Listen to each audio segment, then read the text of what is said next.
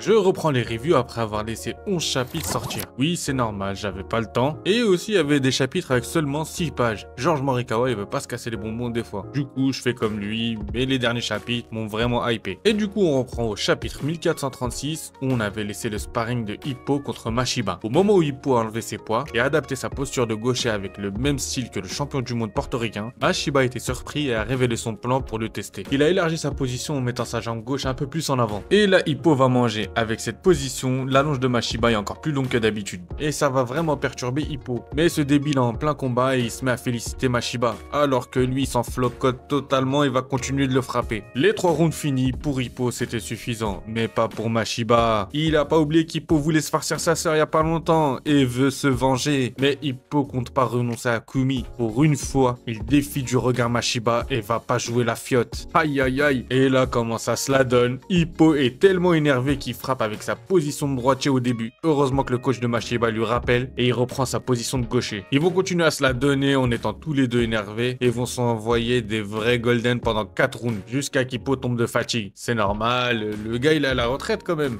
Pendant le combat, on a un truc intéressant dans ce chapitre, c'est l'introduction des smartphones dans le manga par Itagaki qui filme l'affrontement pour pouvoir le partager. Parce que j'avoue, ça ressemble plus à un combat officiel qu'un sparring. Hajime no Ippo, c'est assez vieux. Donc le fait d'amener les smartphones dans l'œuvre, ça réactualise le manga à notre époque. On avait le droit qu'au téléphone fixe depuis tout ce temps, le fait d'avoir des portables, internet, ça va amener d'autres choses qu'on verra par la suite. Bon, on reprend. Après l'avoir mis au tapis, Mashiba pense que Hippo ne pourra pas se relever, mais il est pas au courant qu'il est devenu encore plus fort qu'à l'époque. Hippo va se relever sans problème pour donner des consignes aux sparring partners de Mashiba. Avec son coach, ils vont être choqués. Ils ont compris que Hippo continue s'entraîner comme à l'ancienne et en plus avec des poids attachés en permanence. Les gars, ce sparring montre qu'on est de plus en plus proche d'un retour de Hippo. Ah, franchement, j'ai hâte. Ensuite, comme je le disais plus tôt avec les smartphones, ça va amener plusieurs choses, dont les réseaux sociaux. Le lendemain, le compte d'Itagaki est en tendance. Il a mis Mashiba dans une sacrée sauce, en mettant une photo de lui se prenant une grosse droite par Hippo, où il a écrit que Mashiba était prêt pour son combat. Le truc ultra contradictoire. Le réseau social est l'équivalent de X ou Twitter. En plus, c'est un mélange de deux. Ils l'ont appelé X-Twitter.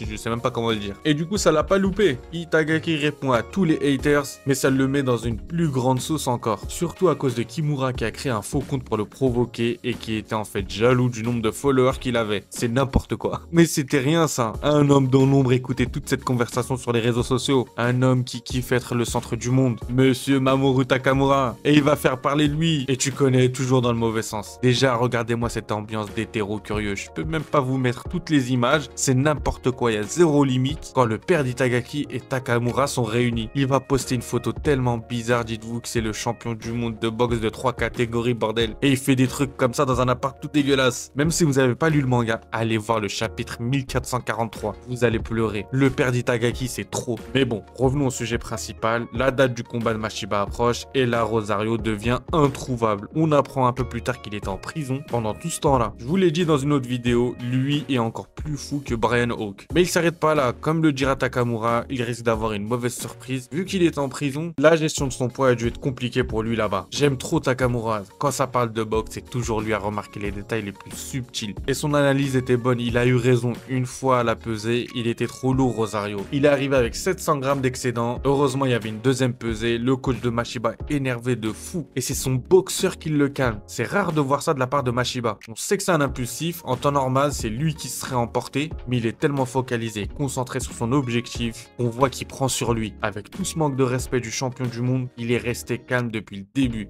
Il doit bouillir à l'intérieur comme jamais. Et pendant qu'il essaie de perdre les 700 grammes d'excédent, on en apprend un peu plus sur Rosario. On voit qu'il faisait partie d'une organisation criminelle ou un cartel. Et vu sa force, il a une ascension fulgurante. Il est devenu le prétendant idéal pour être à la tête de cette organisation. Et de ce qu'on voit, je pense que c'est un concurrent dans cette mafia qui voulait le faire tomber pour prendre sa place. En faisant circuler comme quoi c'était une balance, on voit qu'il se fait rafaler à cause de cette rumeur. Mais il a survécu, mais je pense que c'est ce qui l'a rendu comme ça, avoir cette mentalité de psychopathe et vouloir que tout le monde soit malheureux. Il en veut aussi à Mashiba d'avoir passé sa pesée aussi facilement, mais on voit que depuis l'introduction de Rosario au chapitre 1418, il sous-estime de fou Mashiba. Mais comme l'a dit Hippo, il a fait d'énormes sacrifices pour en arriver là. Rosario veut lui enlever son bonheur afin qu'il soit triste comme lui. Mais Mashiba est le mec le plus aigri au monde et sans doute le plus triste du manga. Il va juste faire face à un mec comme lui. Mashiba est tout aussi fou et on l'a vu dans son flashback, il bossait aussi pour des mafieux comme Rosario. Ajoutez à ça qu'il a un côté double personnalité, mais c'est jusqu'à la différence de Marcus, Mashiba a préparé ce combat comme un vrai boxeur. Il a forgé son corps et son esprit pour tout envoyer le jour du combat. Comme je vous ai dit plus tôt, il doit être en train de bouillir à l'intérieur. Et quand il va lâcher ça le jour J, ça va être quelque chose. Non, le champion, il est pas prêt. Il va vraiment être surpris par la faucheuse et Monsieur Je suis jamais content. Il y a qu'à voir la fin du chapitre, tous ses collègues l'appellent et son entourage pour l'encourager. Mais lui, ça lui casse les bonbons plus qu'autre chose. Mais par contre, j'ai vraiment kiffé le dernier appel, le petit appel de mon gars Sendo et le message qu'il lui fait passer de la part de Miyata. Quel poulet, j'ai vraiment kiffé ce moment. Au début, franchement, j'ai bugué. Je pensais il parlait de lui. Je me suis dit, j'ai zappé un chapitre ou quoi. À quel moment Mashiba a marbré Sendo? Jusqu'à la page suivante, tu vois qu'il parle de Miyata qui est juste à côté de lui. Ah, franchement, c'était beau. Même si Miyata lui dira, j'ai jamais dit ça. Sendo, c'est un animal, tu peux pas tromper son instinct. Comme il lui dira, tu l'as dit intérieurement. Franchement, ce dernier chapitre me hype vraiment. Je pense que ça va être un combat légendaire, j'en suis sûr. Et on sent que tout le Japon est derrière Mashiba. Franchement, ça va être quelque chose. Faut même pas George Morikawa fasse le gamin avec ses poses. Et toi, t'en penses quoi? Tu penses on va assister à l'un des meilleurs combats d'Hajime no Ippo ou ça va flopper? Pour moi, franchement,